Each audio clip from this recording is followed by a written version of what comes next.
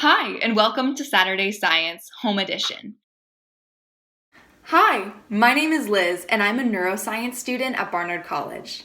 Today, we'll be experimenting with some jelly beans to learn how our senses work together and how we combine information in our brains.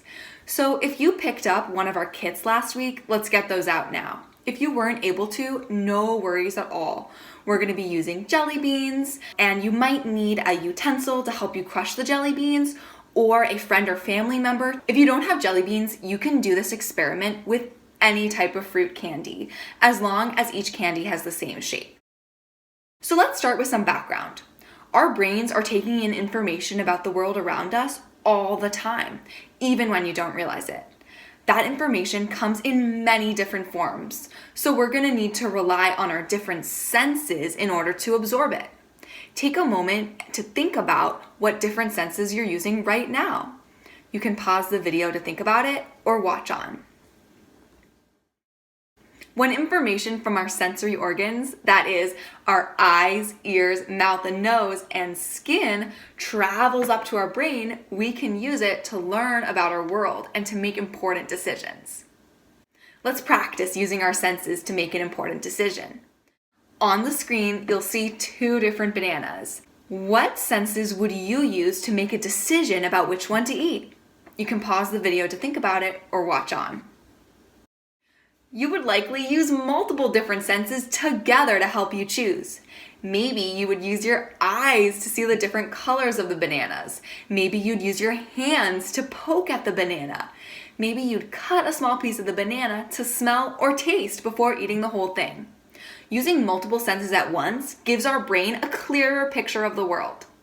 Let's learn how the nervous system allows us to combine different types of information in our brains. We rely on different parts of our bodies when we use different senses. For example, you probably use your nose to help you figure out if the banana smells bad. Even though your nose is important for this process, it's your brain that actually makes the decision about how something smells. Because we need to use our brains to make these decisions, there are pathways that carry information from parts of your body, like your nose, fingers, or tongue, all the way up to your brain. Those pathways are made up of special cells called neurons that carry the information in electrical and chemical signals. Once information from your senses reaches your brain, it can get combined all together. This process is called sensory integration. There are special parts of the brain that are specifically important for processing sensory information and for combining it. Those parts of the brain tend to be in the cortex, which is the outermost part of your brain that has a folded or wrinkly texture. Let's consider a soccer team. In order to play soccer, you need a bunch of different kinds of players who have different jobs, like goalie, defender, forward.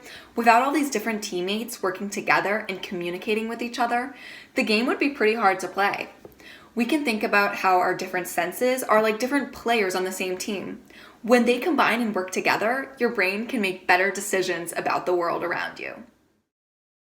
So today we're going to do an experiment that will help you think about how your senses work together. In this experiment, you're going to try and identify flavors of jelly beans using some of your senses, but not all. Do you think you could tell the flavor of a jelly bean by sight alone? What about by smell alone or taste? You can pause the video to think about it or watch on. Let's see what we can do by using only our eyes. By just looking at the jelly beans, what flavors do you think they might be? I could take this pink one, for example. It might be strawberry, it might be bubblegum, or cotton candy. Using just my eyes, I cannot be sure. So let me have another sense help me out. I'm gonna crush it using my fingers, or my palms, or the table. Or you can ask an adult to help you. Once it's flat as a pancake, you can put it under your nose to smell. Wow, that's a really strong smell. Using your eyes and nose together, you have more information. So I feel that this one is bubblegum. For you, did smelling confirm your guess or change your guess? Let's together try and do only the sense of taste. In order to use our sense of taste alone, we are going to have to plug our nose while chewing. Give that a go.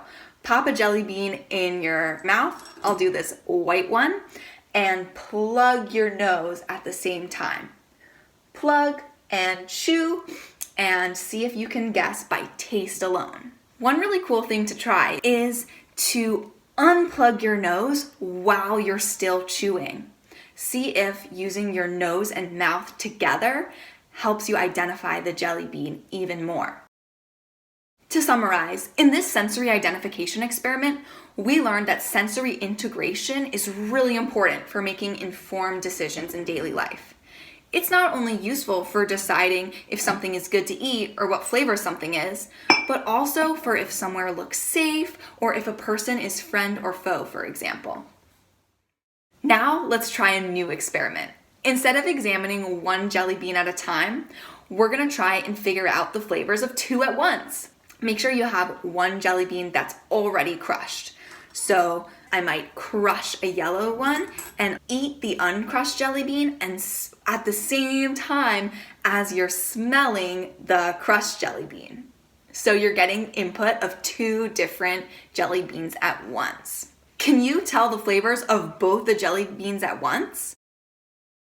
In this sensory conflict experiment, we saw that our senses are not perfect alone, and that conflicting signals, such as looking at a red jelly bean but smelling a lemon one, can be confusing because our brain is forced to prioritize one type of information over the other. I hope you enjoyed doing these 2 experiments and that you learned about some of the strengths and weaknesses of your senses alone and together.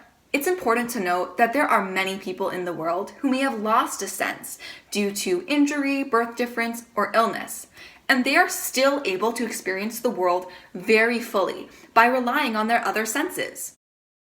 If you want to try this experiment again with your family and friends, the same experiment can be done with other types of fruit candy, juices, milks, or gum.